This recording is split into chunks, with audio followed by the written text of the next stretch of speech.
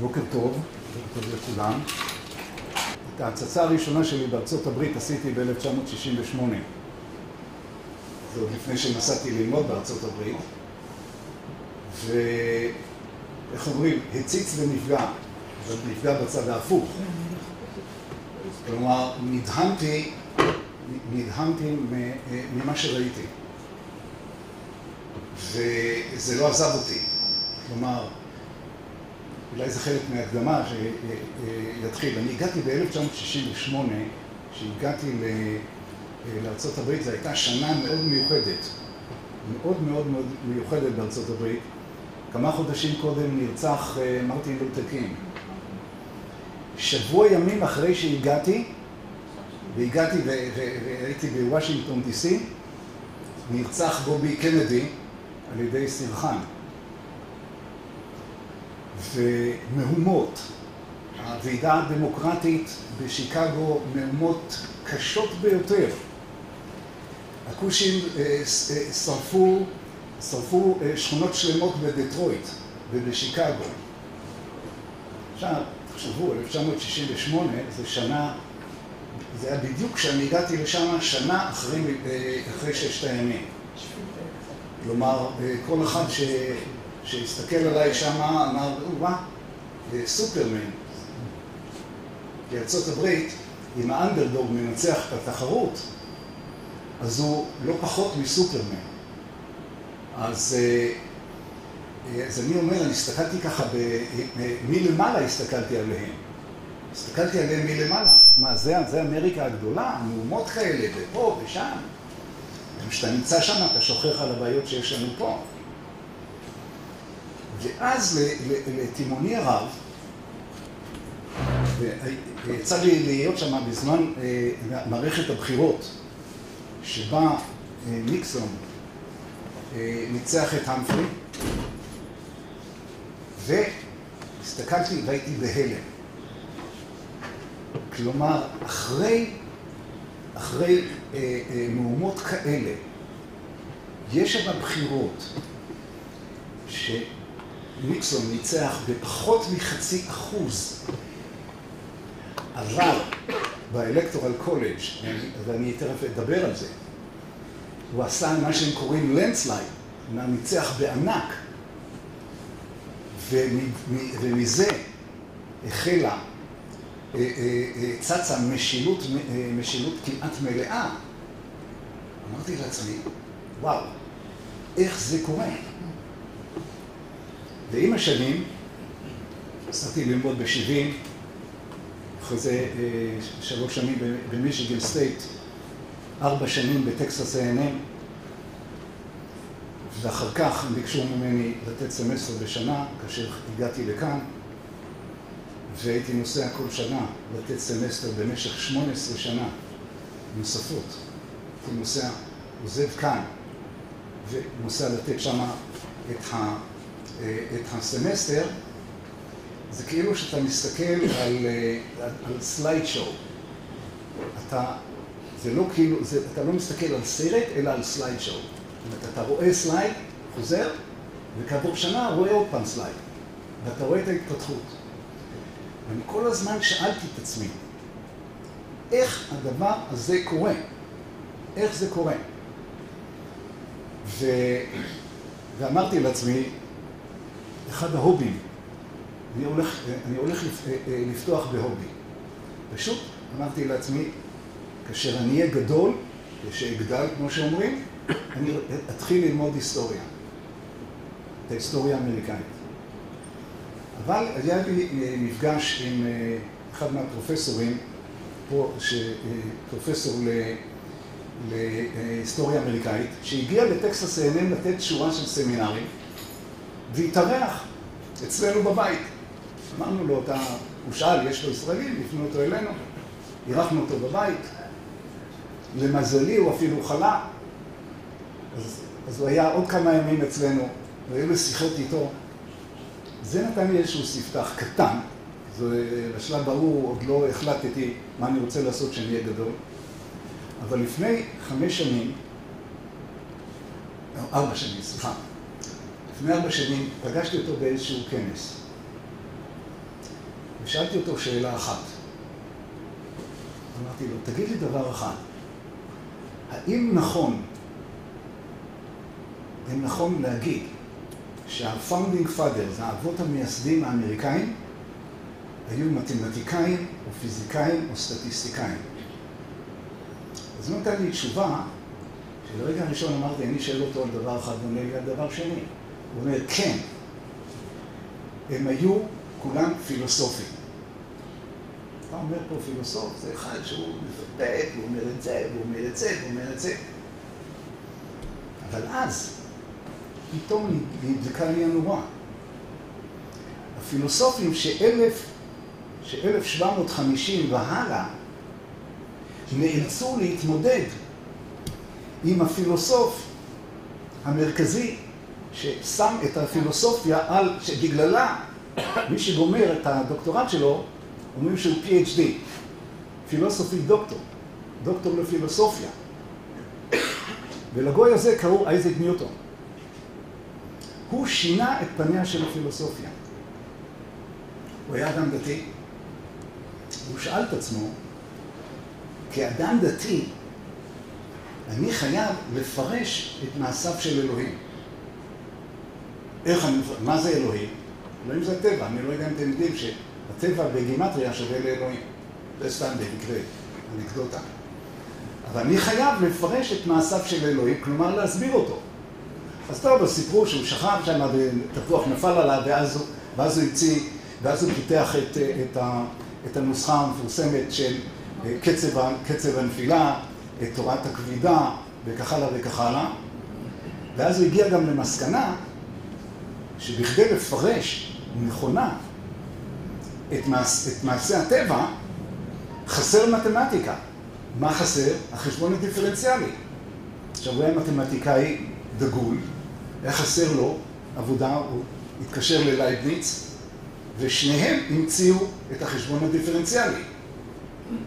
ומאתיים של כל אלה שלוקחים 5 נקודות במתמטיקה, בבגרות. בן אדם המציא את החשבון הדיפרנציאלי בכדי לפרש את מעשיו של אלוהים. זה הייתה המשימה שלו.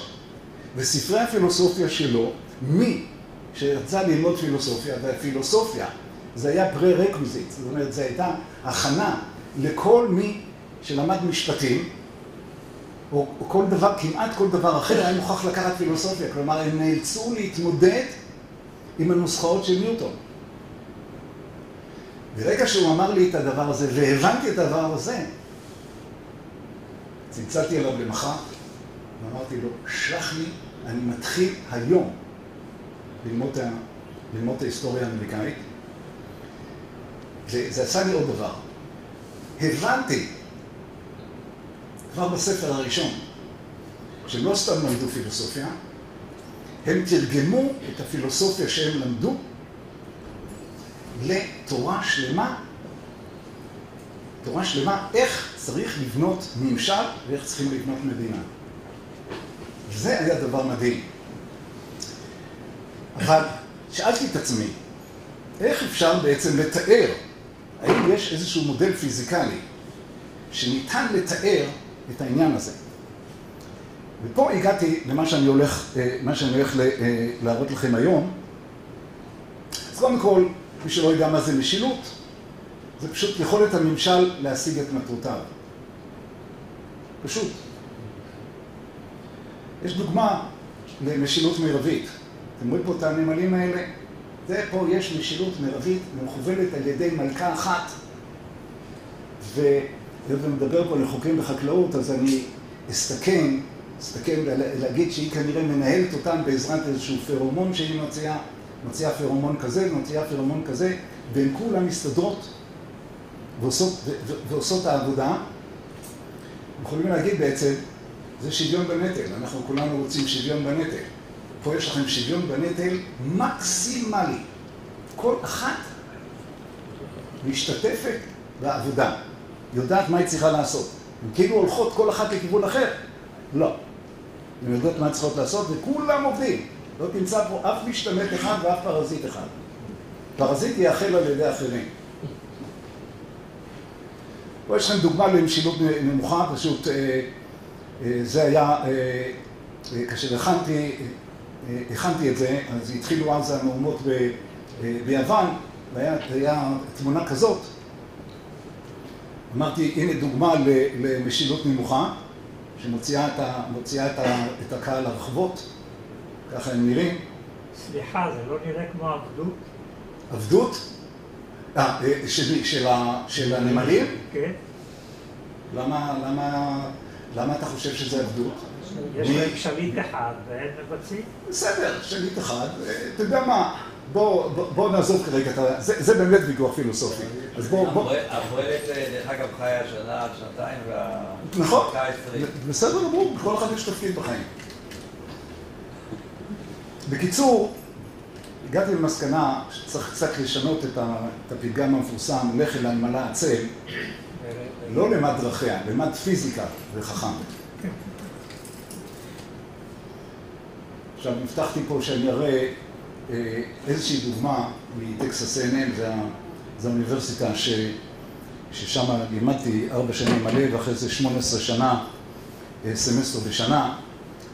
יש פה אירוע מסוים, שאתם תכף תבינו את הרלוונטיות שלו. אבל בטקסס A&M מכינים כל שנה את המדורה הכי גדולה בעולם, וכל שנה, לפי המסורת, המדורה קצת יותר גדולה וקצת יותר רחבה וקצת יותר גבוהה משנה קודמת. הם כבר עברו את 120 שנה, והם ממשיכים. תכף תראו את הרלוונטיות.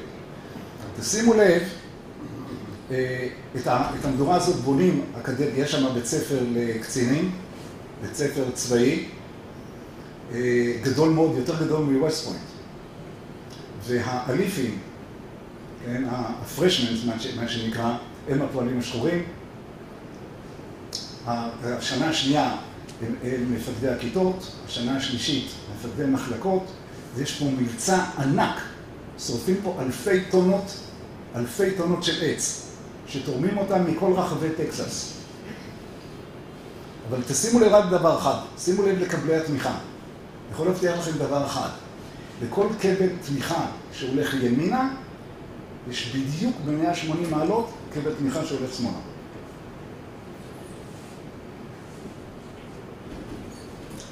כך אתם רואים אותם עובדים. הקדטים האלה עושים עבודה, הם עובדים יום ולילה. פשוט יום ולילה מכינים את המדורה הזאת, כאשר לכל אחד מהקדטים שאתם רואים פה, אתם רואים את זה, יש בדיוק מולו בצד השני קדט אחר. לזה יש פה קדט שאנחנו כרגע לא רואים אותו. הם חייבים להיות במצב של שיווי משקל. עכשיו, ב-1999 קרה אסון. כל המבנה הזה התמוטט, 12 הרוגים ועשרות פצועים. זה היה אירוע טרגי ביותר, מאוד מאוד מאוד טרגי. ככה זה נראה למחרת בבוקר, שכל הבניין הזה, כל הנושא הזה, כולו קרס. למה זה רלוונטי? סדר גודל של 9 או 10 דקות, תבינו למה הסיפור הזה רלוונטי למה שאנחנו מדברים. אני עדיין עוד לא התחלתי את הנושא, אני רק, זה עדיין במסגרת ההקדמה. הגדרה של אנטרופיה, זה שאנרגיה שואפת להתפשט במידה ואינה מורכבת מלעשות כך. עכשיו, דרך איינשטיין, אנחנו יודעים שגם החומר מתנהג אותו הדבר.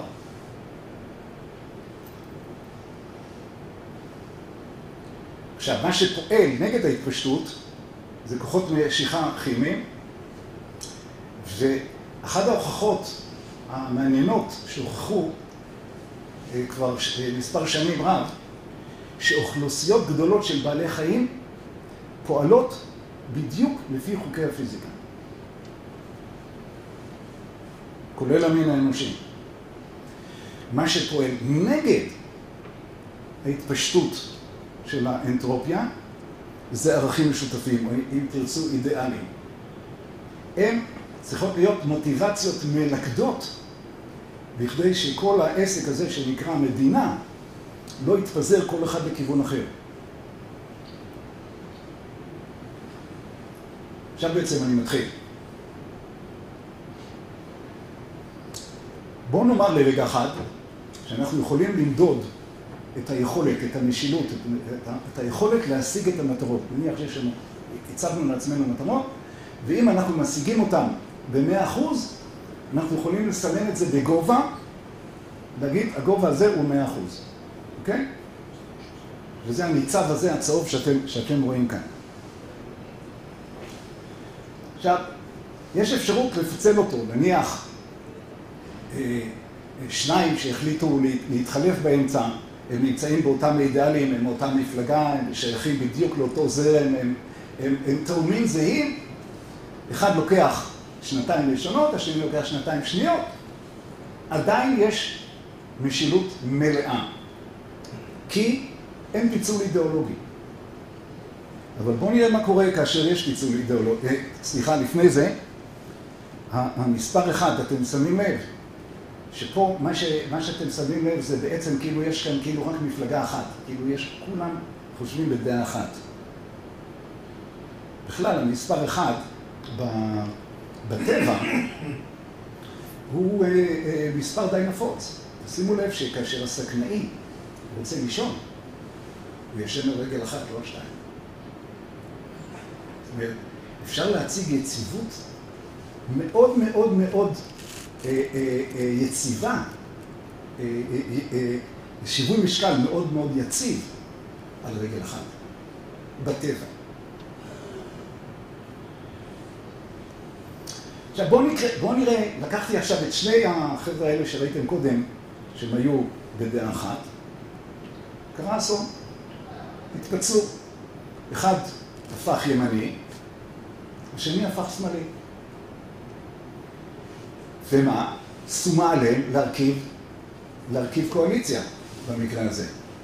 הם צריכים לאחד קולות. אז הם צריכים לאחד את הקולות. אז אם אנחנו לוקחים מהפיזיקה המכנית, ייחוד של 2 וקטורים, נעשה בדרך הבאה. פשוט לוקחים ראש לזנב, וזנב לראש, ואתם מקבלים את הייחוד של שני הוקטורים האלה עם השקול. אתם רואים את השקול הזה? השקול הזה זה בעצם ההסכם הקואליציוני ביניהם. הזווית שלו היא ממוצע משוקלל של הזוויות שהיו של שני הוקטורים הקודמים, משוקלל באורך, במספר מנדטים או באורך החץ. זה השקול. אם אתם רוצים לראות, לבנות איזושהי מכונה, ויש לנו פה כמה מהנדסים שזה לחם חוקה, אז הם יגידו לכם שאם אתם רוצים לאחד 2 כוחות שהולכים בכיוונים שונים, זה הכיוון שהם ילכו. עכשיו שימו לב, מה קרה לשתי המפלגות האלה כתוצאה מהפיצול האידיאולוגי שלהם? אחד מושך ימינה, אחד מושך שמאלה, הפסדנו בדיוק את הקטע הזה במשילות. הם כבר לא יוכלו להשיג את 100%. הפסידו משהו בסדר גודל של 10-20%. עכשיו בואו נראה מה קורה. אני בכוונה השארתי פה את הוקטור הקודם. זה השקול הקודם שהיה קודם. עכשיו עברו עוד 2. והיה פילוג. לא צריך לספר לכם שאנחנו מומחים בפילוגים. ועל מה התפלגנו בעבר? אני לא צריך להזכיר לכם את עין חרוב. איזה פילוגים היו. על מה? האם לסטלין הוא שמש העמים או שהוא עוכר ישראל? על מה התפלגנו? לא חסר סיבות על מה להתפלג. אצלנו מתפלגים צ'יק צ'אק. אז התפלגו. בואו נראה מה קרה כתוצאה מהדבר הזה. אנחנו עכשיו לוקחים ראש לזנב, ראש לזנב, ראש לזנב, את כל 4 האלה ביחד, ולא חשוב באיזה סדר אתם עושים את זה. לא חשוב מהו הסדר, ואתם מקבלים את זה. הפסד נוסף. כלומר, הפיצול, עצם הפיצול, והצורך להגיע להסכם קואליציוני, שהוא בעצם השקול הזה, מביא להפסד משילות. אתה כבר לא יכול, אני מזכיר לכם מה זה משילות, זה היכולת להשיג את המטרות. כלומר, עצם הפיצול גורם להפסד משילות. אבל המטרות שונות. מטרות שונות, נכון. המטרה של המלך או של מלכת הנמלים זה מטרה אחת. נכון. ובמקרה שלנו זה יכול להיות ערכת השולטת, הם רוצה להגיד עם עצמם. לגיטימי, לגיטימי. גם עם הטייקונים. אין לי שום דבר, לא, אני פשוט מתאר מה קורה אם אתה עושה קואליציה בין שתי מפלגות או בין 4 מפלגות. זה הכל, אני לא בינתיים. אגב, למרות שההרצאה שלי משיקה לפוליטיקה, אני מאוד מאוד מאוד מאוד מקווה, ואני לא מתכוון לתת כאן שום הערה פוליטית, חוץ מאשר להשתמש פה ושם בכמה דוגמאות, מבלי לתת איזושהי הערכה אליהן. והמטרה שלי, שמי שלא מכיר אותי, לא ידע בעצם מה הנטייה שלי, שמאלה, ימינה. זו המטרה. אני לא מתכוון לעשות את ההרצאה הזאת פוליטית בכלל. אני פשוט מתאר את המצב. אז ראינו מה קורה לפיצול יתר. עכשיו, שימו לב מה קורה עכשיו. המפלגות, אותם 4 המפלגות, נשארו באותו הגודל כמו שהיה בבחירות הקודמות. בדיוק את אותם מספר מנדטים. אלא מה? חלה הקצנה בדעות שלהם ובמטרות שלהם. הימניות הפכו ליותר ימניות, השמאליות הפכו ליותר שמאליות. עכשיו בואו תראו למה זה מביא. כלומר, הקצנה בדעות בין שותפות הקואליציה מקטינה בהכרח את רמת המשילות. זה הייתי אומר, כבר אתם יכולים, מה שהאמריקאים אומרים, take home message. עם זה כבר אפשר ללכת הביתה. כלומר, אם אני מפסיק כאן, כבר יש לכם משהו. להערכתי. זה רק בתנאי שכל חברות שהקואליציה בנויה מכל 4. מכל 4. לא. אני מדבר רק על אלה שהסכימו ביניהם לעשות קואליציה. אוקיי? יש לנו 4 בקואליציה. אוקיי? עכשיו, איזושהי דוגמה, וניתן לכם לנסות לזהות, מה קורה כאשר 4 האלה הקימו כבר את הקואליציה, ויש עוד מפלגה די גדולה, נמצאת כרגע באופוזיציה, אבל איך אומרים האמריקאים, it just happened, שהמטרות שלה מזדהות עם השקול של הקואליציה. כלומר, הזווית מייצגת אידיאולוגיה, האורך מייצג מספר מנדטים. אז אם יש מפלגה גדולה יחסית, שיושבת באופוזיציה, ופחות או יותר מזדהה עם ההסכם הקואליציוני, נשאלת השאלה, האם כדאי לראש הממשלה לנסות להכניס אותה פנימה? זו שאלה מאוד מאוד מעניינת. מאוד מאוד מעניינת, ויש לה כמה פנים, אני אעמוד עליהם כבר עכשיו. תראו, אם תכניסו אותה פנימה, בתוכו, אז באופן אוטומטי היא מעלה את המשילות מהרמה הזאת לרמה הזאת. פנטסטי. מאוד כדאי, נראה שמאוד מאוד כדאי לעשות את זה. אבל המפלגה הזאת היא בעצם, אם היא יושבת באופוזיציה ומזדהה עם החלטות הממשלה, אז בעצם לא כדאי. כי אתה מקבל את התרומה שלה דרך האופוזיציה. כלומר, אתה לא חייב להכניס מפלגות שתומכות בך לתוך הקואליציה. אתה לא חייב לעשות את זה. למעשה אני אומר, מאוד מאוד מאוד כדאי להשאיר אותה באופוזיציה. זה גם השיקול שאמרתי, שהיא בעצם נותנת לנו את תוספת המשילות כתוצאה מישיבתה באופוזיציה. ויש עוד סיבה אחת מאוד מעניינת. כשאתה עושה את זה, אתה מרוויח עוד כמה דברים שבמציאות הישראלית הם לא יסולו בפאז. אם המפלגה הזאת היא גם הכי גדולה באופוזיציה, אז יושב ראש האופוזיציה צריך להיפגש עם ראש הממשלה לפחות פעם אחת בחודש, ומסכים איתו על כל דבר, שוחחים על דל ועלה, על כוס קפה, והוא מוסר אינפורמציה.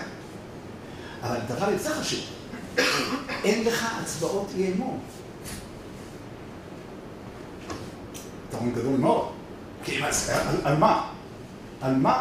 על מה יושב ראש האופוזיציה ילך לעשות הצבעת אי אמון אם הוא בעצם מסכים עם המדיניות של הממשלה? אז כדאי כמעט לא לעשות את זה. חוץ מדבר אחד, כן, האופוזיציה היא כאילו בתוך האוהל של הקואליציה, אבל היא סותמת את הפה, היא לא עושה הצבעות אמון. אם תסתכלו לאחורה, בוא נגיד לשנתיים וחצי האחרונות של הממשלה הקודמת, תראו שלא היו הצבעות אמון. לא היו. ואני אגב שיחקתי עם המודל הזה והגעתי למסקנה שהם באמת לא יכניסו את המפלגה הזאת פנימה. אבל יש גם שיקולי נגד בעניין הזה, שתבינו אותם, חלק תבינו אותם קצת יותר מאוחר, כי עוד לא הגעתי לנושא הזה. יש פה חוסר יציבות. אם אתה מכניס מפלגה גדולה מאוד לקואליציה קיימת, נותנת לך כאילו יציבות יותר מדי גדולה, ובעצם ראינו את הדבר הזה. זה בעצם לא נתן יותר מדי, כי בשלב הממשל הקודם,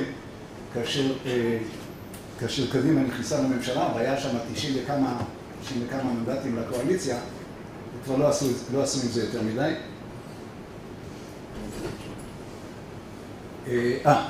בעצם, יש עוד דבר אחד, ועכשיו הגעתי למדורה. שימו לב, אחד הנימוקים, כן להכניס אותה. זה הנימוק הבא. שימו לב מה קורה לקואליציה, שכל אחד מהמרכיבים שלה יאיים לעזוב. קואליציה מתמוטטת. ויש משבר ממשלתי. זאת אחת הסיבות כן להכניס את הפנימה. ואז נשאלת השאלה, עד כמה ראש הממשלה יכול להחזיק את השותפים בקואליציה בתוכו. עכשיו בואו נראה איך הוא עושה את זה. עוד איזשהו תרגיל כזה קטן, ואני אגב שיחקתי בזמן אמת עם המודלים האלה, בזמן שהדברים האלה קרו. אם אתם זוכרים, היה חוק, קראו לו אחרי זה בסוגריים חוק מופז, שאמר שמפלגה, אם היא פורשת, אם סיעה פורשת בתוך המפלגה, כאשר יש לה יותר משליש, היא פורשת כסיעה, יש לה את התנאים של סיעה. ומה שהם ניסו לעשות בתחילת הממשלה הקודמת, זה ניסו לפורר את קדימה על ידי משיכת, בגלל זה קראו לזה מופז. וכששיחקתי עם הדבר הזה אמרתי, מכל המודלים שאני רואה, ממש לא כדאי להם לעשות את זה. ובעובדה הם לא עשו את זה. אף אחד לא ראה את המודל הזה. וזה לא אומר שזה לא עניין, אתה תעזוב את התפוח לפני ניוטון, התפוח ייפול על הארץ. לא היה צריך את ניוטון בכדי להפיל את התפוח על הארץ. אז ממש לא היה כדאי לעשות זה, כי המשילות שהיית מקבל כתוצאה מהדבר הזה היא פה, כאשר בעצם יש לך משילות כבר נוכחית ברמה הזאת. תודה רבה. כבר ברמה הזאת, ולכן לא משתלם לעשות זה. שימו לב, אתה מכניס אותו פנימה, אתה צריך לתת לו ולחבריו כמה משרדים. ממש לא כדאי לעשות. הממשלה ממילא הייתה מנופחת, ולזה אני תכף מגיע. עכשיו, יש לנו עוד תופעה אחת, שמזלנו עכשיו בממשלה הנוכחית, לא כל כך רואים אותה, אבל בממשלות הקודמות ראו אותה חזק. זה מה שאני קורא ממשל מפוצל רוחבית, או קואליציה מפוצלת רוחבית. מה קורה? יש לכם, נניח פה, ניקח דוגמה בין שתי מפלגות. אחת, שהיא מפלגה לאומית, כן, היא רואה את מטרות המדינה, ציונות, ציונות וציונות וציונות, זהו, זה המוטו שלה. על ידה יש מפלגה שהאידאל שלה רץ למטה בזווית אפס. מפלגה כזאת אנחנו קוראים מפלגה סקטוריאלית. אתה מחבר אותה בצורה כזאת, כמו כל דבר אחר. שימו לב, לא הרווחת משילות, המשילות היא פה. זה רמת המשילות. לא הרווחת משילות. אז למה כדאי לצרף את המפלגה הזאת לתוך הקואליציה? הסיבה הפשוטה הבאה. אתה משחק על 6 נקודות. ובמשחק כדורגל אתה מקבל 3 נקודות. אבל הפלוס 3 שלך מול מינוס 3, אם אתה תפסיד, זה 6. כלומר, מפלגה מהסוג הזה, אני חושב שאני בקלות יכול לצבוע את השם שלה, אחת המפלגות הדתיות, כן? נניח שיש לה 4 מנדטים, שווים 8. כי 4 שאצלך נמנעים מהאופוזיציה. כלומר, מפלגה כזאת, יש לה לפחות, ואני תכף אראה לכם שיש לה יותר, יש לה לפחות כפול מערכה במספר המנדטים. אז למה ראש הממשלה לוקח אותה? זאת הסיבה. היא לא מפריעה. ולמפלגה כזאת, יש גם שם בסטטיסטיקה, אנחנו קוראים גם בסטטיסטיקה וגם בפיזיקה, אנחנו קוראים למערכות מהסוג הזה מערכות אורתוגונליות. מה זה מערכת אורתוגונלית? הדוגמה אולי הכי טובה שאני יכול לתת לכם זה אנטנות. שמעתי ויש אנטנות VHF ו-UHF. הן משדרות על אותו גל, אבל לא מפריעות אחת לשנייה. אחת משדרת ככה והשנייה משדרת ככה. אז זה מה שנקרא בפיזיקה התהפכות. הן לא מפריעות, הן פשוט לא מפריעות. אותו הדבר קורה פה. מפלגה מהסוג הזה, היא אומרת, אתה תשלם לי, ואני אעזוב אותך מנפשך. אתה תיתן לי לזה ולזה ולזה ולזה, והיות ואני לא רוצה להישמע פוליטי, אז אני לא צריך לתת לכם דוגמאות, כל אחד יודע מה המפלגות מהסוג הזה דורשות. ברגע שנתת להם את זה, שלום, אתה חופשי לעשות מה שאתה רוצה. אתה לא נותן להם את זה, אתה שם אותם באופוזיציה, הם הולכים בדיוק בכיוון ההפוך, יצביעו נגדך, יתעוררו בבוקר, או אחרי 70 שנה, אם אנחנו לא בקואליציה, נגד. אם כן בקואליציה, בעד.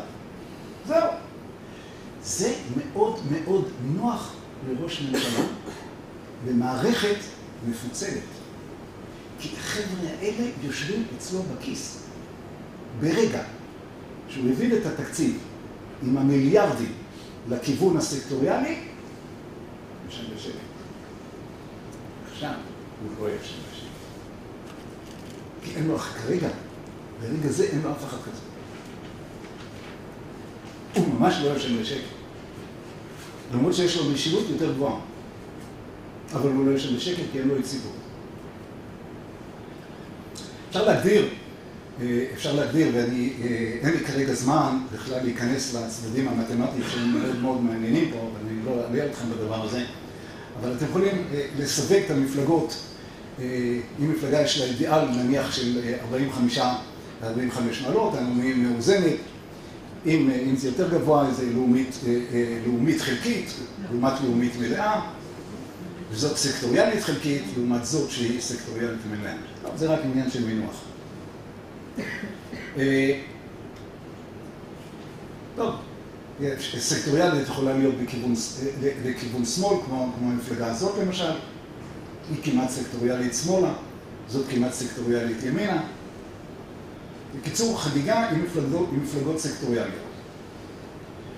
עכשיו, עוד שאלה אחת מאוד מאוד מעניינת. האם במערכת כזאת מפוצלת, האם יש מקום לממשלה מצודדת או ימינה או שמאלה? כלומר, האם יש מקום לממשלה ימנית מובהקת או ממשלה שמאלית מובהקת? האם יש מקום לדבר הזה? בואו נבחן את זה. כל מה שצריך לעשות זה לסובב ב-90 מעלות. נניח, אם נרצה להראות ימנית, אנחנו צריכים לקחת את שתי המפלגות האלה, לעשות להם סיבוב של 90 מעלות ולחבר אותם ביחד. אם תעשו את זה, תקבלו. קיבלתם אותה משילות. שימו לב. לא, המשילות, גובה המשילות לא זז. אתם יכולים לראות, הקו הזה לא זז. אותו גובה של המשילות.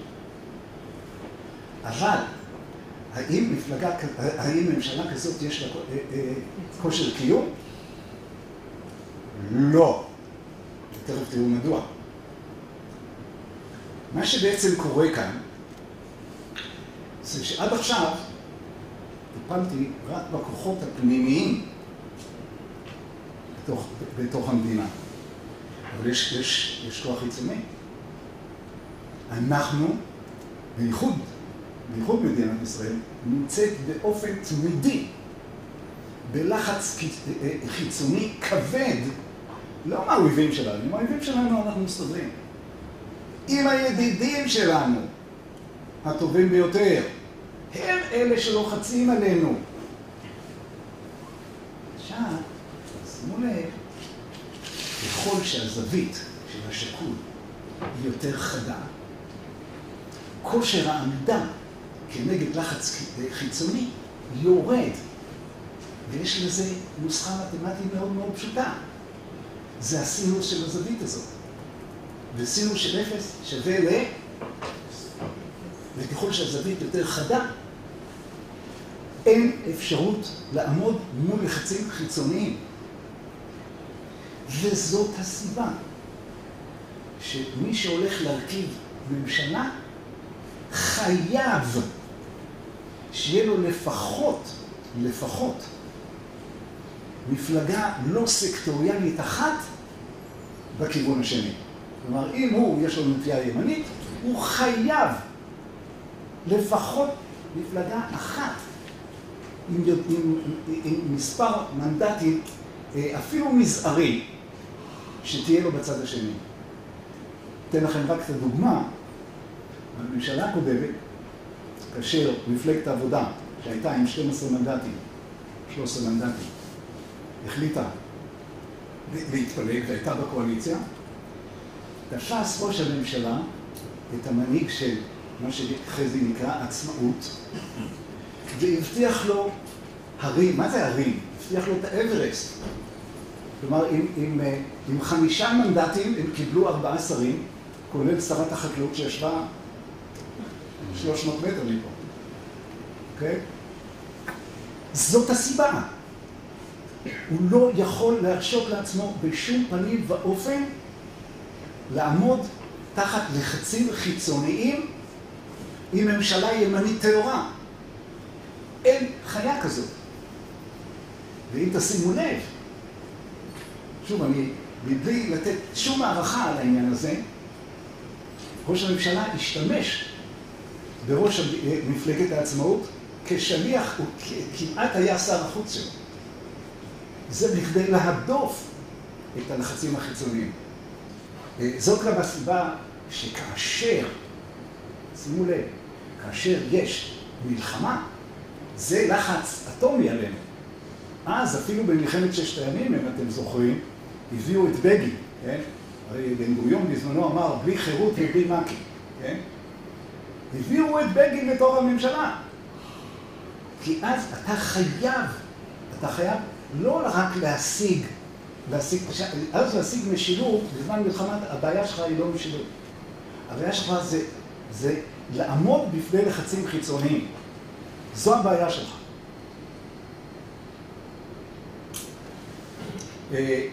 עכשיו בואו נראה האם הפסד משילות ממצה את כל העניין.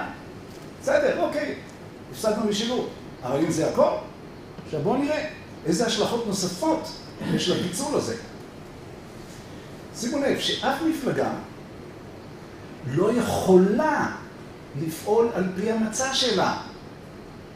אתמול נגמר הקמפיין של הבחירות, כתוב במצע שאנחנו צריכים לעשות את A, B and C.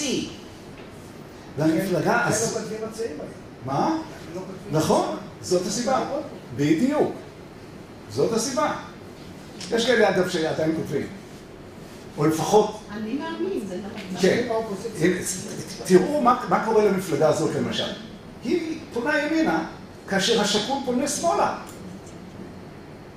היא בוגדת בבוחרים שלה בהגדרה. רבותיי, זה לא שיכולה שלא לבגוד בהם. המערכת שלנו בנויה כך שכל מפלגה ברגע שהיא נכנסת לשולחן הממשלה מתחילה לבגוד בבוחריה. והיא לא יכולה אחרת. וזה חייבים להבין. עכשיו, למה זה מוביל? זה הגורם העיקרי לאחוז ההצבעה הנמוך. הבוחרים מתייאשים. הצבעתי בשבילו, תראה לאן הוא הולך בכלל. אני בכלל לא צריך לתת לכם דוגמאות. מה קורה עכשיו, סך הכל 4 חודשים, 3 חודשים אחרי הבחירות שהיו? איזה בגידה קולוסלית יש בבוחרים. יש להם ברירה? לא. וזה בכלל לא משנה. בכלל לא משנה אם לראש הממשלה קוראים A, B או C. או לשר האוצר קוראים X, Y או Z. יש משימה, ברגע שהוא עלה לשם, הוא חייב לבצע את המשימה שלו. ואם לא, אין. אם לא, אז אין ממשלה. מה קורה? אוקיי, הממשלה יוצאת בדרך. ואז הקודקודים, ראשי המפלגות, מתחילים להתחכך, כל אחד יוצא בהצהרה. למה? נפגש עם הסיעה שלו, איזה עיתונאי נכנס שם לתוך הדבר הזה, והוא אומר לחברים שלו בסיעה, או לאיזשהו חוג בית, הוא אומר, לא, אני ממשיך עם מה שאמרתי לכם שם. ואז זה יוצא החוצה. וקודקוד אחר מבטיח לבוחרים שלו, שוב, את אותו הדבר שהוא אמר במערכת הבחירות. אחד בבוקר, שניהם נכנסים, באים לישיבת הממשלה, וחייבים לפעול לפי הזווית הזאת. חייבים. כן. שאלה, נתת אחד רף קצת יותר בכל רב, סליחה? נתת מדד למשהו שהגדרת כמטרות. כן. עכשיו, זה מימד אחד. פה אתה מדבר על מימד אחר. אז זה אומר שהיה לך משהו בראש כשהגדרת את המטרות. אם זה המטרה לשלוט, או שזה הטוב, כביכול מה שמוגדר, הניסיון להטיב עם האזרחים. או משהו אחר שאני לא יודע מה. השאלה אם זה יכול להסביר את זה. לא כל כך הבנתי, מה המטרה של המשילות? משילות? לא. בהגדרה של משילות הגדרת את זה כיכולת לקיים את המטרות. כן. מי מגדיר את המטרות השני? אני מניח שהגדרת משהו כמטרות, או שזה דינמי לחלוטין. כן. נכון. ההגדרה של המטרות היא סובייקטיבית. ההגדרה של המטרות היא סובייקטיבית. היא בהחלט לא דבר מוחלט. אבל אתה מנסה להגדיר מטרות. אגב, אצלנו, כתוצאה ממשילות נמוכה, הפסיקו להגדיר מטרות. פשוט הפסיקו להגדיר אותם, כי הם יודעים שהם לא יכולים להשיג אותם, או שהם יכולים להשיג סדר גודל של פחות מ-50% מהמטרות האלה. הפסיקו להגדיר אותם. זה לא אומר שיש לך באופן היפותטי מטרות. מה זה מטרות? אתה לא רוצה שיהיו עניים, אתה רוצה ביטחון. שאתה מתבסס עליו בכל התיאוריה. נעשה אולי אחר כך דיון, בואו ניתן לו להתכתב, זה דיון אחר כך. בואו נשאיר את זה לשלב השאלות, בסדר?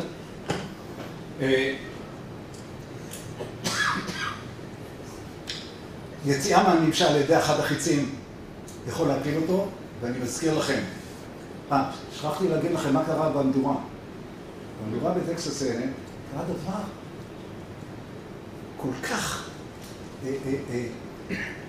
כל כך הומני. תסלחו לי פה קצת על הביטוי. מה שקרה זה אחד הקדטים שהיה למעלה, היה פשוט, היה לו שלשול. והוא ראה שמתחתיו ישנם שם עוד קדטים. והוא ידע שאסור להפסיק את העבודה עכשיו. אז הוא פשוט שלשל את עצמו למטה, הפר את האיזון, ובום! כל העסק הזה נפל. זה הכל, זה לא צריך יותר מזה. זה הרלוונטיות. פה אתם תוציאו פה חץ אחד מתוך המערכת הזאת, הלכה הממשלה. התוצאה היא כשלים חמורים בתחומים רבים. בתחומים רבים ועצומים. אני לא צריך לתת לכם פשוט, תקראו את העיתון זה בדרך כלל בעמוד הראשון את הכותרות, ושניים שלושה אחרים אתם רואים את הכשלים.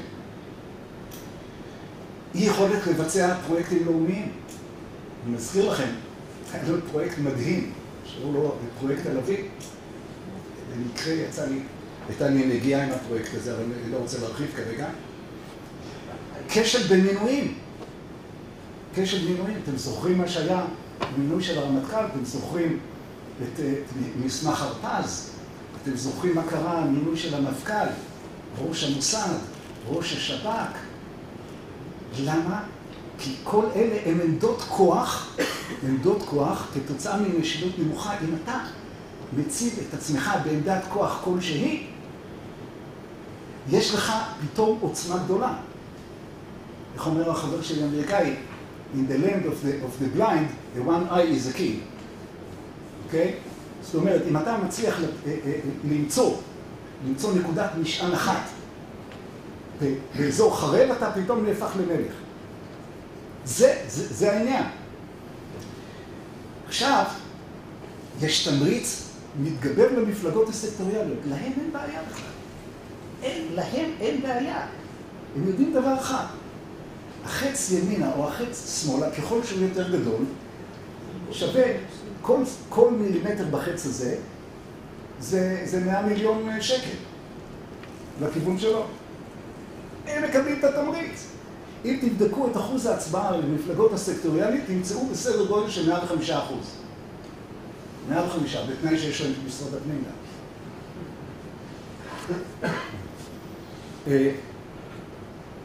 מה קורה? כן, מה לי? מה 5 דקות? לא הגעתי ללב העניין. אז מה? אתם מדברים ברצינות? עוד לא הגעתי לאמריקה בכלל. אני צריך להסביר את אמריקה, אז תנו לי לפחות עוד כמה דברים. מי שירצה ללכת אחרי פרק זמן בסדר. מי שלא אנחנו נמשיך. אנחנו מקציבים להרצאות האלה שעה ועוד 10 דקות של דיון בדרך כלל, אבל אם יש פה... מה לי, תרשי לי רק דבר אחד, כי לא הגעתי לאמריקה, אני עוד צריך להראות לכם איך זה נעשה במקום אחר. טוב, אני אדלג על כמה דברים, אני רק נגיד את זה במילים ספורות. כוחן היחסי של השותפות הקטנות, ככל שהיחסי גדל ככל שהיא יותר קטנה, זה דיברנו. גופים אחרים בחברה מכופפים את הממשל. תראו מה קרה, תסתכלו על ועדי העובדים. רק אתמול ראינו יושב ראש ועד עובדים אחד, ופה סירב את כל המדינה על אצבע אחת קטנה. חסן. יש רודנות של המיעוט. אחד הקולגים שלי קרא לזה מיעוטיקרטיה ולא דמוקרטיה. אי אכיפת חוקים, בירוקרטיה. אני אדלג פה. אחד הדברים, עוד שני דברים חשובים שאני חייב להגיד כאן במקרה הזה, ברמה הזאת. כתוצאה ממשילות נמוכה וכתוצאה מרמת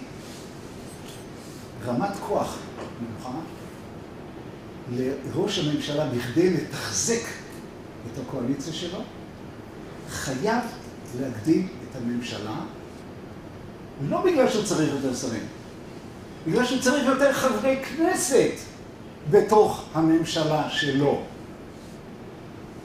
כי זה העוגן שלו, שלשם הוא בורח בהצבעות אמון. חברי הממשלה חייבים לתמוך בממשלה. יכולים גם לא להופיע, אבל אז הוא מסתכל. זאת הסיבה לממשלה גדולה. וככל שהמשילות יותר נמוכה, הממשלה יותר גדולה. חייבת להיות. וזה אחד הדברים שפוגע אנושות באושיות הדמוקרטיה הישראלית. כי מה אנחנו אומרים?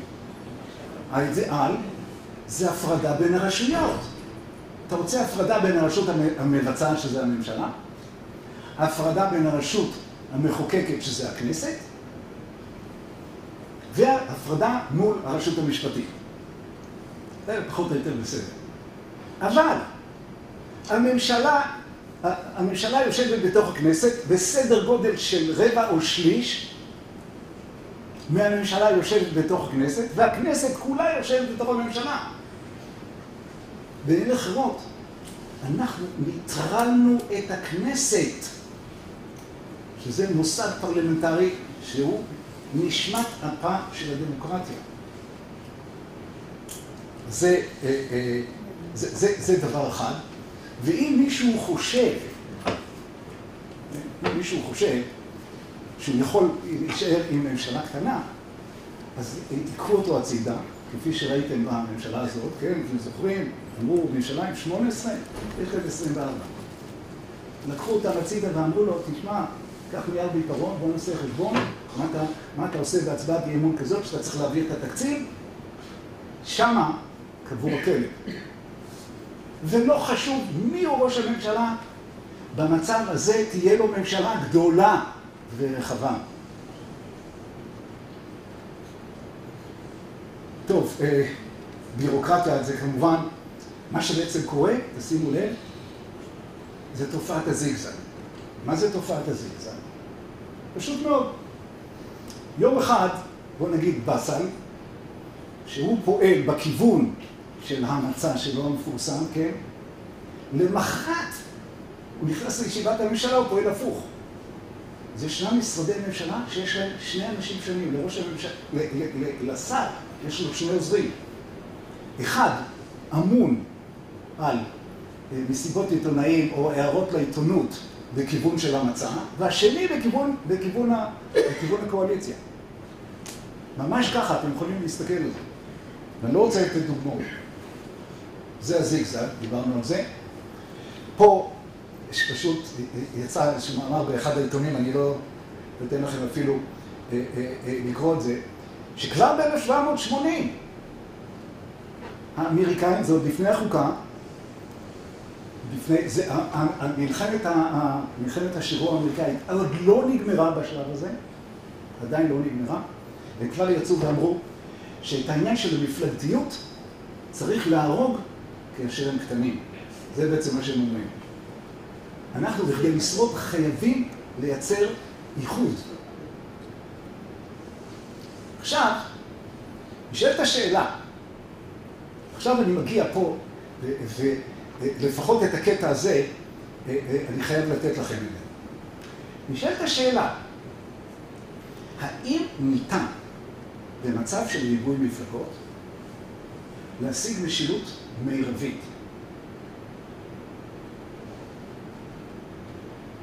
אנחנו זוכרים את גודל המשילות אצלנו.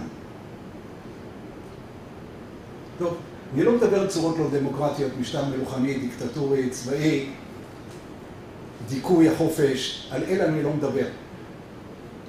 אני מדבר, גם דמוקרטיות מוחלטות מביאות למשטר רודני, מפלגה אחת, משטר רודני בתחילתו, דיכוי וכך הלאה.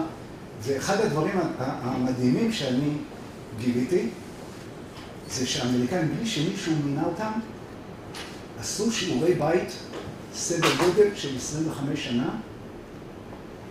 דבר פשוט מדהים, לקרוא את ההתכתבויות שהיו בין האבות המייסדים, זה פשוט דבר מדהים לקרוא. הם עשו שיעורים, הם למדו, אתם יודעים אגב ממי הם התחילו בהיסטוריה, ממי הם התחילו ללמוד איך צריך לבנות? לבנות משם, ממי? מונטסקיה. הרבה קודם. מה? משה רבנו. נכון. הם התחילו ממשה, לא רק שהתחילו ממשה, ג'יימס מדיסון אמר, אני לא סומך על התרגום, אני רוצה ללמוד עברית, אני רוצה לקרוא את התנ"ך ומה שכתבו על משה בעברית. הצליח, לא הצליח, כמה הוא הצליח להבין יותר מזה שהוא קרא בעברית, זה אני לא יודע. אבל השמועה אומרת שהוא למד ברצינות התנ"ך. הם התחילו ממשה, ועברו על התורה, ולמדו אותה מלפני ולפנים, והמשיכו לפילוסופים היווניים, הרומאים, ימי הביניים, עשו שיעורי בית והחליפו ביניהם התכתבויות שנשמרו, אז שמרו, תבינו את העניין, כתבו אז בציפורן, ולא היה מכונת העתקה, הם כתבו, ואחרי זה היה להם תמיד איזשהו יד שהעתיק את זה, הם שמרו העתקים. כדי להעביר את זה למישהו שנמצא בסטייט אחר, זה לקח שבועיים. עם העגלות של הדואר, שאתם ראיתם במערב הפרוע עם ג'ון וייב. ככה העבירו את זה, אוקיי? אז זה דבר מדהים, לראות שהעסק הזה נבנה מתוך מחשבה תחילה. זה דבר מדהים. עכשיו, איך אפשר לעשות את הדבר הזה? אתן לכם עכשיו רק על קצה המזלג את הבסיס העקרוני של השיטה האמריקאית. אם יש לכם ארבעה אזורים שמיושבים, ויש שם בכל ארבעת האזורים 3 מפלגות. יש ירוקה, כחולה ואדומה. אם אתם עושים בחירות ארציות, כמו שאצלנו, אז ייבחרו 3 מפלגות. אם יש אחת, קשה להאמין שהיא תהיה למעלה מ-50%, היא יכולה להרכיב ממשלה, אבל קרוב לוודאי שאף אחד לא עובר את ה-50%, מה שיקרה זה קואליציה בין 2. לא יש לכם קואליציה, אבל יש לכם הפסד קטן. אוקיי? לא גדול, אבל לצורך הדוגמה, לא רציתי להרחיב את זה ליותר, אפשר כמובן לעשות את זה עם הרבה יותר מפלגות. עכשיו, דבר אחר אתם יכולים לעשות. אתם יכולים להגיד ככה, בואו נחלק את המדינה ל4 אזורים, אוקיי? ועדיין לא עשינו שום דבר, אבל בואו נגיד שכל אזור שולח רק נציג אחד. נציג אחד מכל אזור. שלי, של המפלגה הגדולה ביותר. אז מה לפי דעתכם יקרה? מה צריך לקרות במשחק הזה? אני עשיתי את המשחק הזה עם הנכדים שלי, וצ'יק צ'ק ראיתי איך הם הסתדרו לפי התיאוריה. פשוט מאוד.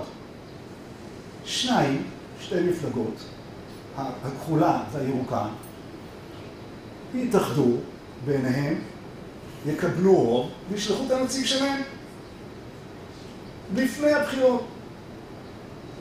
מה אתם חושבים יקרה בבחירות הבאות?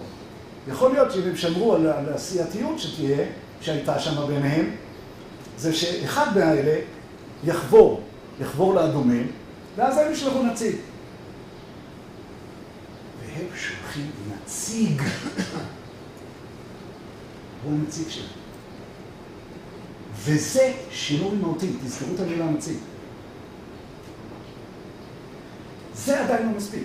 זה בעצם, מה שאתם רואים כאן זה השיטה הבריטית.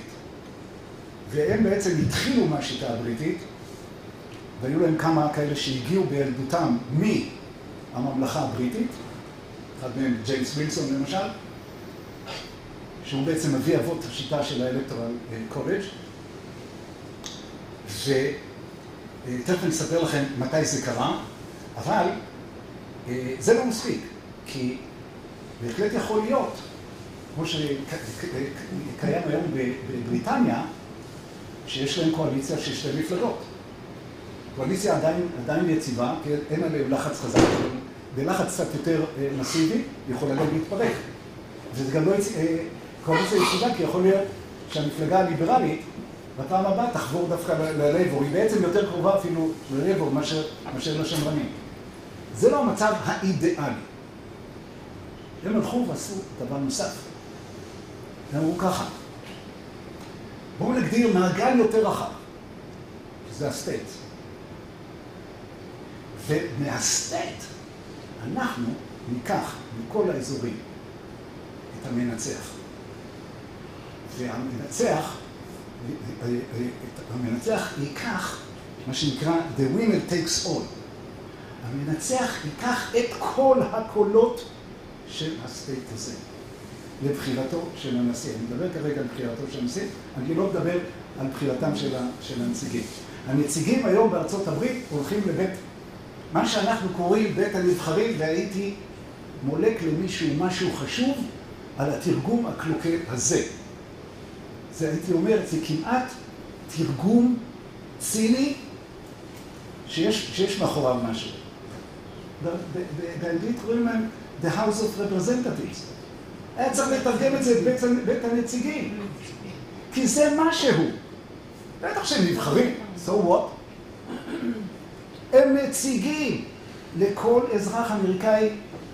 יש בקוויק ליסט של האייפון שלו, יש לו את הקונגרסמן שלו, יש לו את הסנאטור שלו, ויש לו גם את הקונגרסמן של הסטייט שלו. יש לו למי לפנות. אני שואל אתכם, מישהו פה מכיר מישהו, איזה חבר כנסת שבעזר לו ומרים לו טלפון? אין, לי אין. אני לא מכיר אף אחד שיש לו. זה נציגי. The winner takes all. עכשיו, אני חושב שאני אדלג, מה שבעצם קורה, זה שההחלטה היא כזאת, שהבחירה של הנשיא, של הרשות, אני כרגע מדבר על הרשות המבצעת, הרשות המבצעת בוחרת בנשיא, והנשיא בוחר סקרטריז, אין לו שרים. בארצות הברית אין שר, אנחנו אומרים שר החוץ ג'ון קרי. סורי. ג'ון קרי is a secretary of state. אתם יודעים מה ההבדל? אני אגיד לכם מה ההבדל. אובמה, או הנשיא, יכול להגיד לו, אדוני נכבד, יש לך בדיוק 5 שניות to clear your desk and you are out. ושום שמיים לא ייפלו ולא יהיה שום משבר. זה ההבדל. אתם יכולים לתאר לעצמכם מה קורה פה כאשר ראש הממשלה יפטר שר? אתם זוכרים מתי ראש הממשלה פעם פיטר שר? אז זה הבדל מהותי, ותדעו לכם, האמריקאים הם האמנים של הניסוח. אין להם מיניסטריז, אין משרדים, יש Secretary of States, יש דיוויזים, יש המשרדים שלהם, כל אחד נקרא בשם שלו, והראש הוא סקרטרי. זה מה שיש להם שם. אז הפלא הזה נוצר. אגב, אני חייב פה לספר את הדבר הזה. אתם זוכרים בשלב הזה, השלב הזה היה שלב מאוד מאוד קריטי. כלומר, עד 1804, השיטה בעצם הייתה השיטה הבריטית. מאוד בריטית. בחרו נציגים, הנציגים האלה אחרי זה בחרו בנשיא. ואז קרה דבר מאוד מעניין. ג'פרסון גמר את הקדנציה הראשונה שלו ורץ לקדנציה שנייה. נגדו רץ גוי בשם בר, B-U-R-R. עשו את הבחירות, האלקטורים הגיעו לוושינגטון, אז האלקטורים היו צריכים לנסוע, האלקטורים היו בשר ודם, היום האלקטורים זה מספרים, אין היום, לכל אחד יש אלקטורים, זה נותן לו כך וכך מנדטים, זהו. הם היו צריכים, הם נסעו ועשו הצבעה. עשו הצבעה ב-House of Representatives, אני בכוונה לא אומר בית הנבחרים, כל פעם שאני אומר בית הנבחרים, אני כולי מזדעזע, בבית הנציגים, ויצא תיקו. אז מה עושים? עושים עוד הצבעה. עשו עוד הצבעה, יצא תיקו. עשו עוד אחת. תיקו. יכולים לשאר כמה הצבעות היום? 32 הצבעות נגמרו בתיקו שנמשכו 4 ימים. משבר. אז קרה אחד הסיפורים הכי מדהימים שהיו בארצות הברית. לג'פרסון היו כמה, הוא הצליח להסמיא את עצמו, למרות שהוא נחשב היום לאחד המוחות הגדולים ביותר של האבות המייסדים. הוא הצליח לקנות לעצמו כמה אנשים שלא אהבו אותו, והרבה אנשים ששנאו אותו. אחד מהם היה אלכסנדר המילטון, שהוא היה ראש הסיעה של ניו יורק, של ה-State of New York. הוא לא אהב את ג'פרסון, אבל שנא את בר.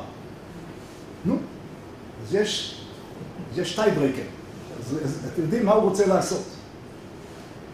ואז הוא כמובן הצביע לג'פרסון, אבל זה לא עזר.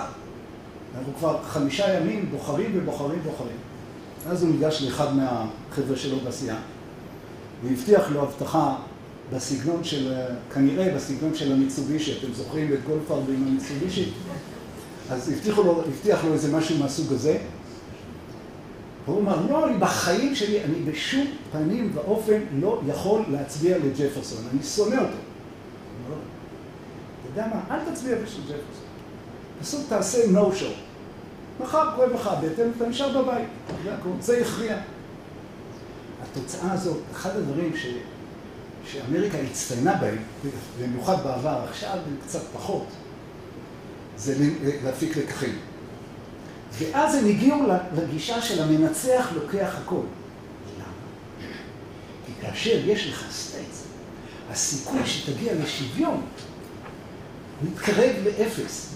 זאת אומרת, היום אני יכול להגיד לכם, לפי מצב האלקטורים, וכל 10 שנים הם מחלקים את מספר האלקטורים פרופורציונית לאוכלוסייה בכל אחת מהסטייטס, מחלקים את זה, יש 538 אלקטורים שאותם הם מחלקים פרופורציונית לפי כל אחד מהסטייטס, וכל 10 שנים הם עושים מפקד ומחלקים מחדש.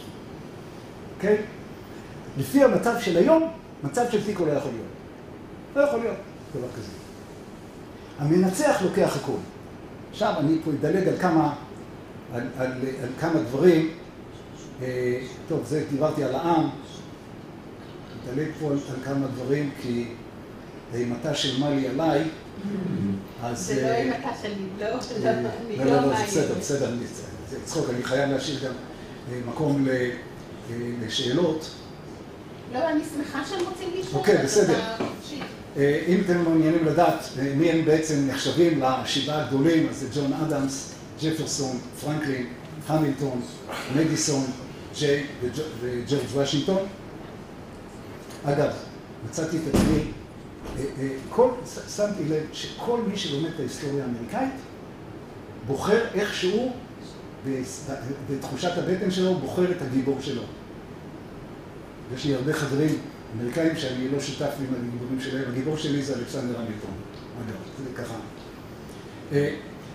יש שם הפרדה מוחלטת בין הרשות המחוקקת, השיפוטית והמבצעת. אחד הדברים הגדולים שהם עשו, ועל זה היה להם ויכוחים אדירים, זה שהרשות המחוקקת מורכבת משתי בתים. ה-House of Representatives והסנאט. יש לזה משמעות אדירה, כאשר ה-House of Representatives הוא פרופורציוני, זה לפי מספר האלקטורים, נבחרים הנציגים, הם אבל לא האלקטורים שבוחרים את הנשיא, כי הנשיא נבחר על ידי ה-winner takes all. תכף אני אגיד משפט אחד מאוד חשוב על הנושא הזה. הרשות השיפוטית והרשות המבצעת. עכשיו, יכול להיות שיהיו נקודות חיכוך בין הרשויות האלה, וזה היה בעבר. במקרה כזה, והם עכשיו לא כל כך רחוקים מהפעלה של מה שנקרא ה-Special Prosecutor, שהוא ממונה, הוא מקבל זכות שיפוטית של בית משפט מחוזי, הוא יכול לזמן עדים כמו בית משפט, והוא בלתי תלוי בכלל. זה עשו לניקסון בזמנו, עשו את זה, למפורסמים ביותר, עשו את זה לקלינטון פעמיים. מי בוחר אותם? מי שבוחר אותם זה הסנאט. הסנאט בוחר את ה-Special Prosecutor. זה די מעניין. הנשיא מביא 10 מועמדים, והסנאט בוחר אחד מהם. הוא יכול, אגב, לפסול את כולם ולהגיד לו תביא עוד. וה-Special Prosecutor הזה לא חייב לאף אחד שום דבר. קלינטון עמד שניים כאלה, פעם אחת עם קרקעות בארקנסו, ופעם שנייה עם מוניקה הנכבדה. ואפשר לעשות משפט לנשיא, אבל ה-Founding Fathers הגנו על המערכת בדרך הבאה. אפשר לעשות לו משפט, ולמשפט הזה קוראים impeachment trial, כאשר בארצות הברית יש משפט של מושבעים, במקרה הזה לא 12 מושבעים, כל הסנאט מושבעים. אבל בכדי שלא יהיה איזה גולדפארד כזה שאפשר לקנות אותו, אתה צריך רוב של 2/3+1 בכדי להדיח נשיא. ניקסון ראה את הנולד כאשר החליטו, שהסנאט החליט להקים את הספיישל פרוסיקיוטור. ראה את הנולד, אמר, אני עוזב. קלינטון, כאשר קלינטון עמד בפני המשפט שלו, היה 50-50. 50 סנאטורים רפובליקנים, 50 דמוקרטים, קלינטון דמוקרט כמובן. הוא אמר, אני לוקח את הצ'אנסים שלי. אתם יודעים איך נגמר המשפט שלו? 60-40 נגדו. אבל לא 67. הוא נשאר נשיא עוד 1.5 שנה. זה הגדולה של ה-Founding Fathers.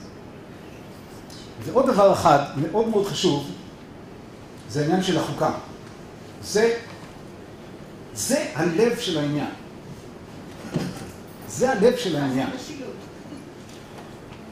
כאשר ג'פרסון ואדמס, במסגרת ההתכתבויות ביניהם, כשאני קראתי את ההתכתבות הזאת, אני ממש חפצתי. אמר לו אדמס וג'פרסון, אתה יודע מה אנחנו צריכים להקים? אנחנו בעצם, התפקיד שלנו, זה לייצר נייר. שאנחנו נקרא לו חוקה, קונסטיטיושן. והנשיא וכל מי שנשבע למדינה צריך להישבע לחוקה ולא למדינה. אצלנו שנשבעים ראש הממשלה או כל אחד מהשרים, וזה נשבע אמונים למדינת ישראל, הוא נשבע למלא את חוקי הכנסת וככה וככה וככה. ואם איך נשבע הנשיא באמריקה? הוא אומר ככה, אני נשבע to preserve, defend and protect. מה, הם לא יכולים להשתמש במילה אחת? להגן? לא. 3 מילים. פריזר, זאת אומרת, לשמר את החוקה על רוחה. To defend, זאת אומרת, לעשות בונקר, זה כאילו לבונקר בכדורגל, זה הגנה דפנסיבית. And to protect, זה מה שאנחנו אומרים, ההגנה הכי טובה זה התקפה. כלומר, 3 המרכיבים האלה, הנשיא חייב להישבע. ולזה הוא נשבע. הוא לא נשבע אמונים ל-United States. זה השבועה שלו. וזה דבר ענק. זה דבר ענק. הם אגב, רק כאנקדוטה, בין הפאונדינג פאדרס הם עשו, הם לקחו מה שנקרא הגרלה. כל אחד, לא הגרלה, אמרו, בואו נראה כמה לפי דעתכם יחזיק כל העסק הזה מעמד. כמה זמן צריך, כמה זמן זה יקרה. אחד אמר 20 שנה, 50 שנה. האופטימיסט הגדול ביותר אמר 80 שנה. אנחנו כבר 250. וזה עדיין עובד. כי זה נבנה כל כך יפה. ואין לי זמן להיכנס קצת לדקויות שבעניין הזה. אבל זאת שיטת הבחירות. אני מדבר על כל הגישה. שיטת הבחירות היא בעצם הדבר המרכזי. והיו 3 פעמים בהיסטוריה, כי אני רוצה להביא את זה, אני רוצה לדלג, הנה, 538. אז אתם רואים, המועמד לנשיאות צריך לקבל חצי פלוס 1, כלומר 269 פלוס 1, כלומר הוא צריך מינימום 270 אלקטורים. לאסוף אותם מהגורן ומהיקב, לא חשוב מאיזה סטייט. כאשר הווינר טקס אוף, אוקיי? וכאן יש לכם את הסטייטס, פה יש לכם את המספרים, כך וכך אלקטורים זה כבר מספרים לא מעודכנים, זה היה לפי המפקד הקודם, למשל טקסס, שכפי שאתם יודעים קרובה לליבי, יש לה כבר 39 היום. קליפורניה שמרה על 55. רואים? ניו יורק, 31 ירדה כבר ל-30, וכך הלאה. עכשיו תשימו לב אגב, וככה, במאמר מוסגר, שימו לב איזה כוח יכול באופן פוטנציאלי להיות לכל היהודים. שימו לב איפה מרוכזים היהודים. קליפורניה, ניו יורק, פילדלפיה. תיקחו אותם, את 3 אלה ביחד, 42% במידה ויש שוויון קרוב בין המועמדים. והיהודים מחליטים להיות לשון המאזניים, מה שבדרך כלל לא עושים, כי רוב היהודים נולדו, ולא משנה מה, להצביעו דמוקרטים, למרות שאני ניסיתי על כמה חברים שלי לעבוד חזק, ולהניע אותם במקרה האחרון, לא במקרים קודמים. מה הסיבה? ועכשיו, הסיבה, זה אחרי זה בשלב השאלות, אני אענה על הדבר הזה. היהודים יכולים להכריע עם 2.5% מהאוכלוסייה, הם יכולים להכריע את הבחירות לכאן ולכאן. מה שהפושים עם 30% לא יכולים לעשות. הם לא מוגנים. זה יביא סביבות אותם. טוב, בדיוק 2 מפלגות, איך משיגים את זה? טוב, דיברנו על המנצח בכל סטייט לוקח הכל. היה לי עוד משהו שרציתי להגיד. כן. זה דבר חשוב. אסור לי לעזוב פה, לפני שתבינו את הדבר המרכזי. תסתכלו איזה כאילו לאבסורד יש פה. כל למשל, במדינה כמו קליפורניה. קליפורניה, יש בערך 20 מיליון בעלי זכות בחירה. לפי העיקרון של המנצח לוקח הכל, מספיק רוב של 1 בכדי לקחת לא חצי מה-55 שיש להם שמה, אלא את כל ה-55. זה דמוקרטי? איפה זה בדמוקרטיה? זה אחת השאלות שאני שאלתי במשך השנים שעשיתי את הנדודים האלה כאן בארצות הברית. כל הזמן שאלתי את עצמי את השאלה הזאת. האם זה דמוקרטי? וברוב המקרים אמרתי, לא, זה לא דמוקרטי. רבותיי, מסתבר שכן. למה? עכשיו אני אגיד לכם מה. מה שבעצם קורה בארצות הברית, תדמיינו לכם, כל אחד בטח, פה עוסקים כולם במחקר, דמיינו שיש לכם עקומה נורמלית. מה נורמלית יש לה דבר כזה? עכשיו תארו לכם שיש לכם עקומה שהיא טרימודלית. זאת אומרת, יש לה עקומת פעמון קטנה מפה, עקומת פעמון קטנה מפה, ועקומת פעמון באמצע. מה זה? זה מה שבעצם קורה. יש לכם נניח בצד ימין את הרפובליקנים עם סדר גודל של 25%. זה מה שנקרא Die Hard Republicans. לא משנה מי, למה ואיך, יכול להישאר 70 שנה, הוא מצביע רפובליקני. אותו הדבר בצד השני. דמוקרטים, ואני ניסיתי, ועמדתי מול כמה חברים טובים מאוד שלי. ניסיתי להניע אותם, ואמרתי, תצביעו דמוקרטיה, אבל לא במקרה של אובמה. ניסיתי, לא עזר לי. אלה יצביעו תמיד דמוקרטיה. באמצע, יש לכם סדר גודל של 50% של מה שהם קוראים ה-undecided או ה-uncommitted. המטוטלת שלהם בעצם בוחרת את הנשיא. ככה זה בעצם קורה. אבל, בכדי לשמור על הלכידות של האומה, אתה צריך לתת כוח גדול לכל אחד מהסטייטס המסכנים האלה. לא רחוק מקליפורניה, במרחק של יום נסיעה, אתה מגיע לאיידהו. קליפורניה יש לך 55, לאיידהו יש 4. אז מישהו בכלל יסתכל על איידהו אם זה לא יהיה מנצח לוקח הכל? זאת אומרת, אם יהיה נניח חצי, נניח 1 לעומת 3, על 4 כדאי להגיע לשם. זה הנקודה. זוהי הנקודה. יתרה מזאת, הם עשו עוד דבר.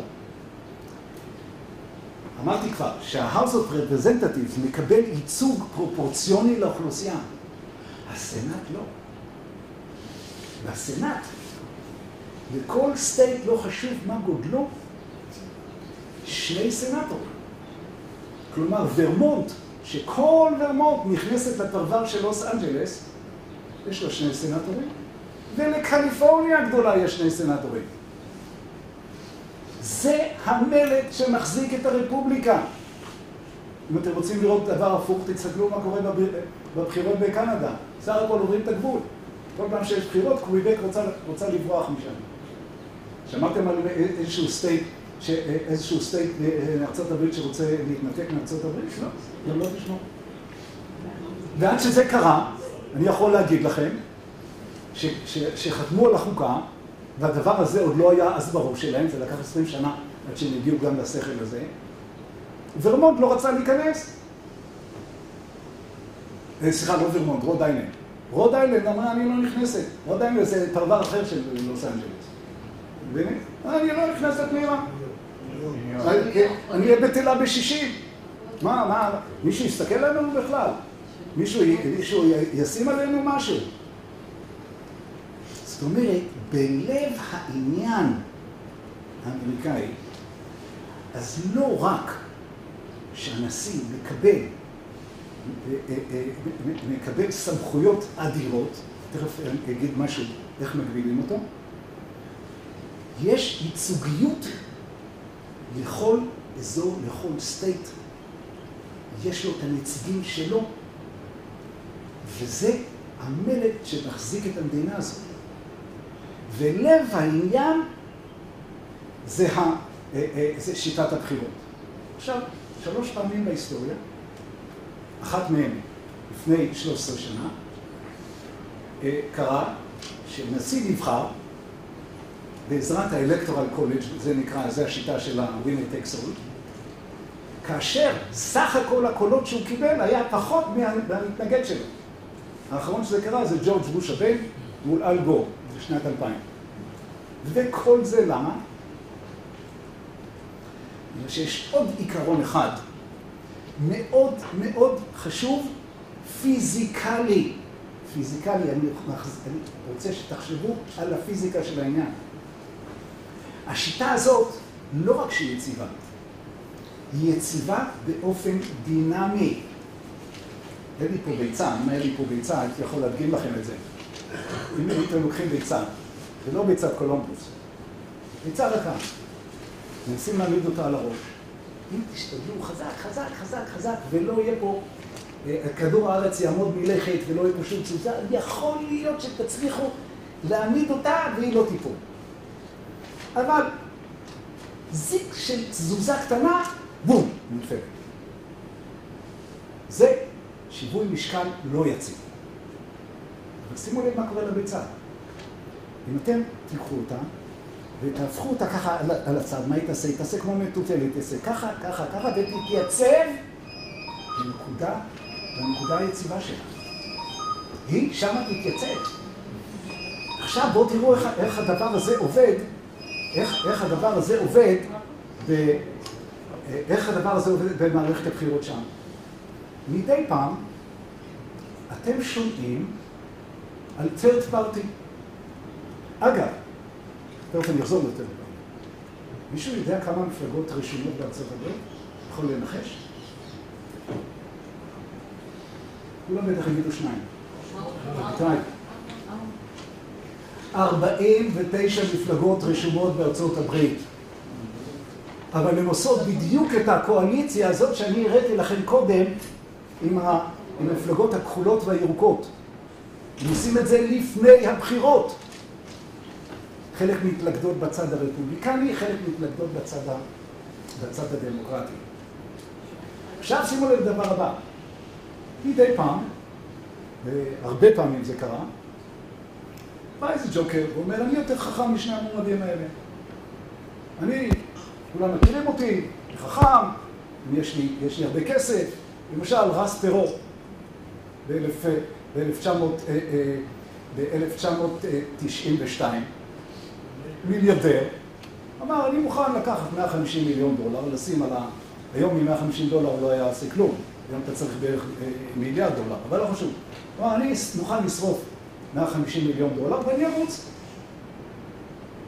יודעים מה קרה?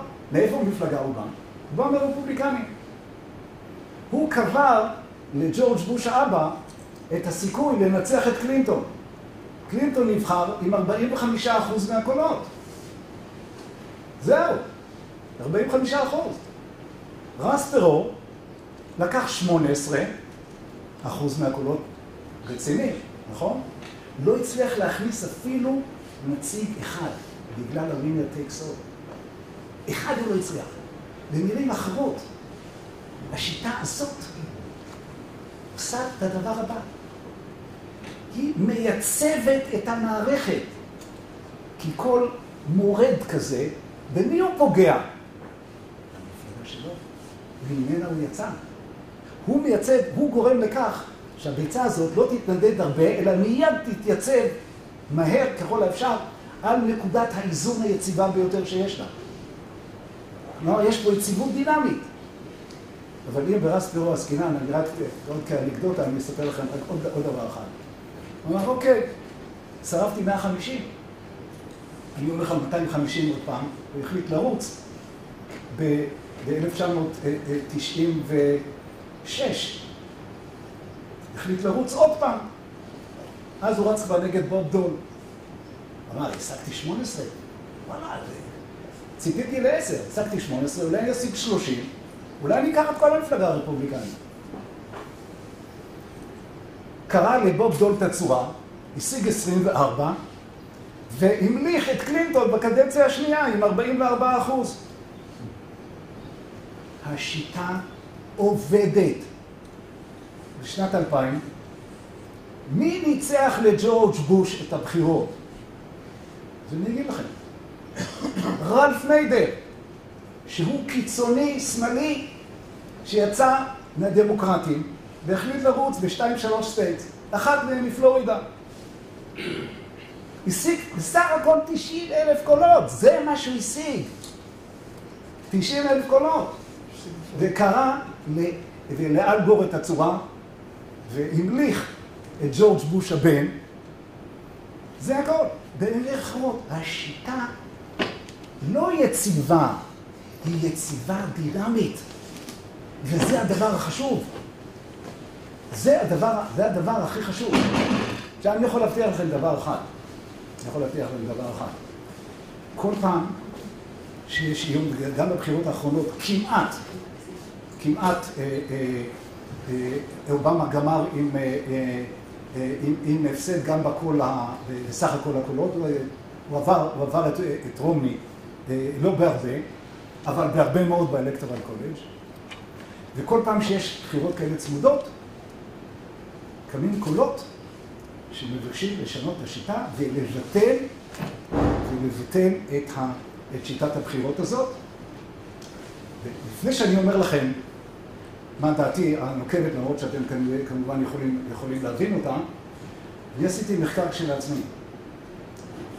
הלכתי ובדקתי כמה, לאורך השנים, כמה נשיאים, מה היה האחוז של הנשיאים הרפובליקנים, לעומת הלא רפובליקנים. כי הדמוקרטים החליפו קצת צורות, היה כל מיני מפלגות ביניים, וויגס ופדרליסט וכך הלאה, אבל הרפובליקנים שמרו על הצורה שלהם.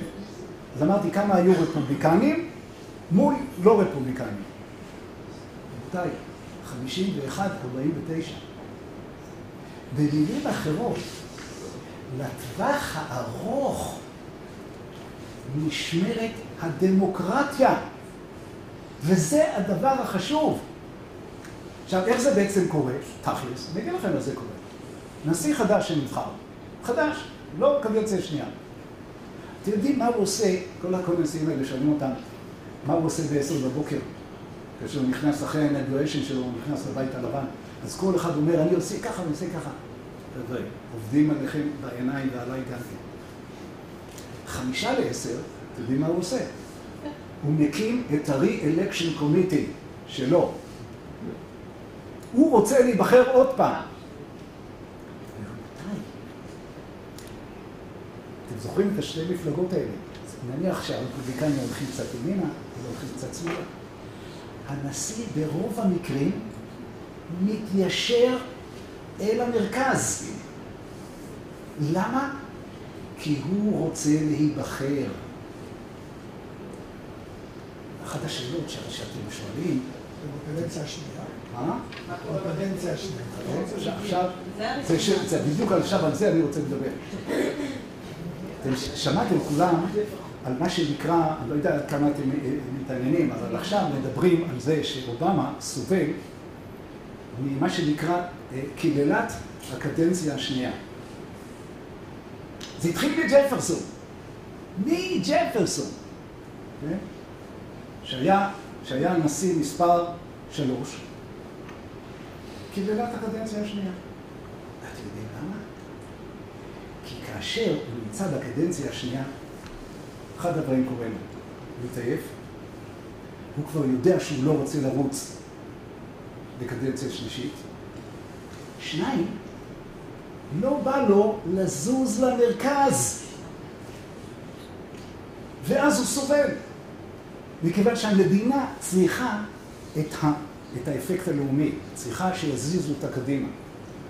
זה מה שהיא צריכה. זה מתבטא בזה, כשהיום אנחנו מדברים על ארצות הברית, מתבטא בזה שלא מגדילים את החוב הלאומי. אתם יודעים באיזה קצב ארצות הברית היום מתפיסה כסף? אתם לך עכשיו מספר שיקפיא את דמכם. 85 מיליארד דולר בחודש. זה מספר מקפיא דם. זה יותר מטריליון דולר בשנה. זה חמר יורם ארבל. ככה לא בונים חומה.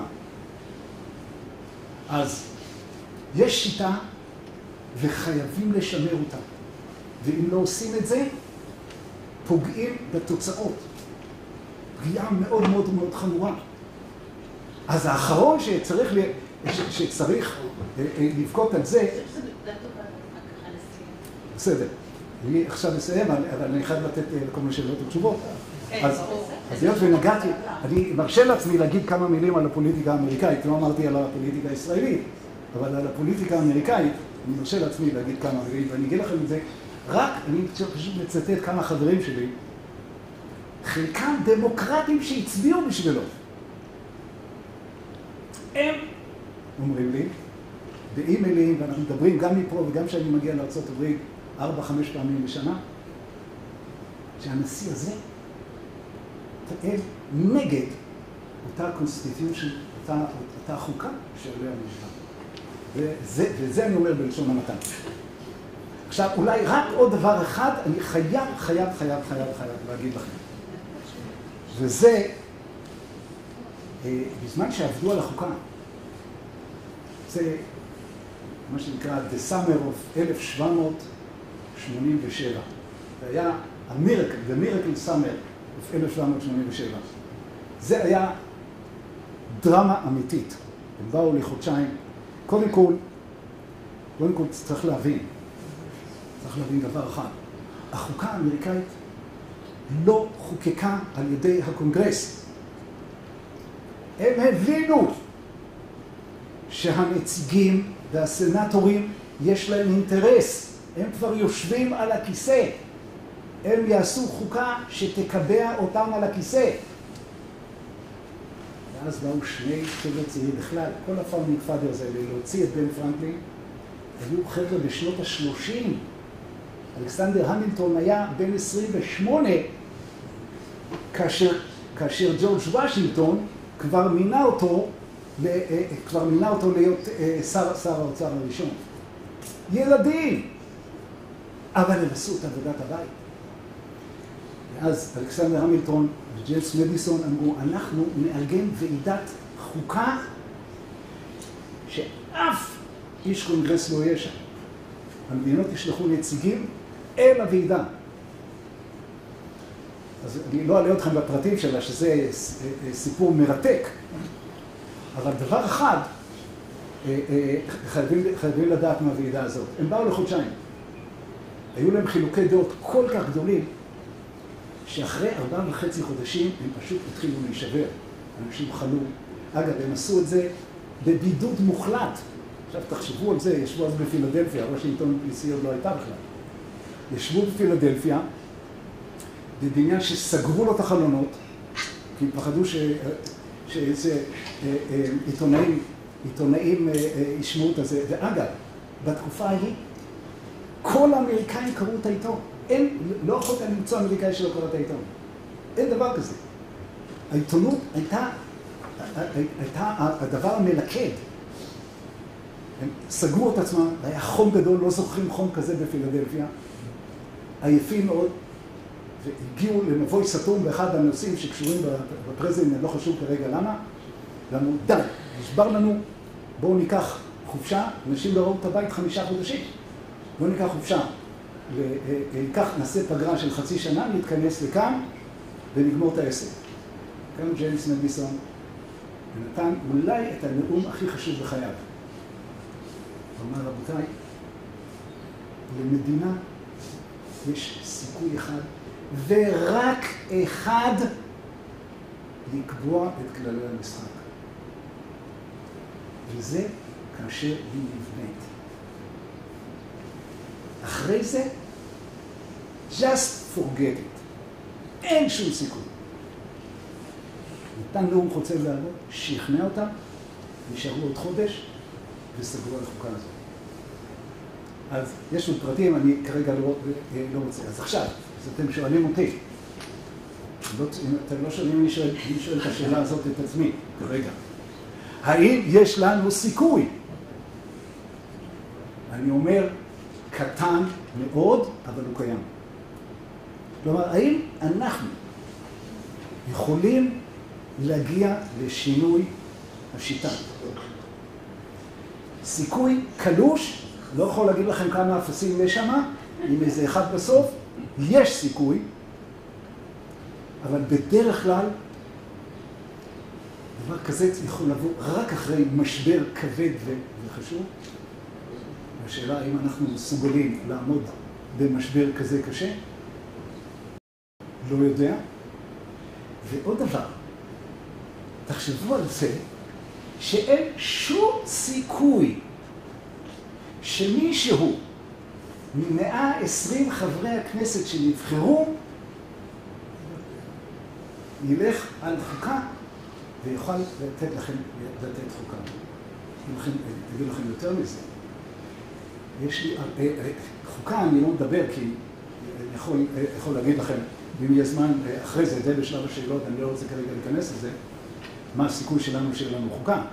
אבל לחשוב שמישהו מ120 האלה שיושבים שנה ישנה את השיטה שבחרה אותו, לזה אני יכול להגיד לכם שהסיכוי הם בדיוק אפס. בדיוק. לכן, הסיכוי שלנו לשנות את השיטה הוא מאוד מאוד קטן, אבל מאוד מאוד הכרחי. מאוד. טוב, עכשיו אני בעצם סיימתי. תודה רבה.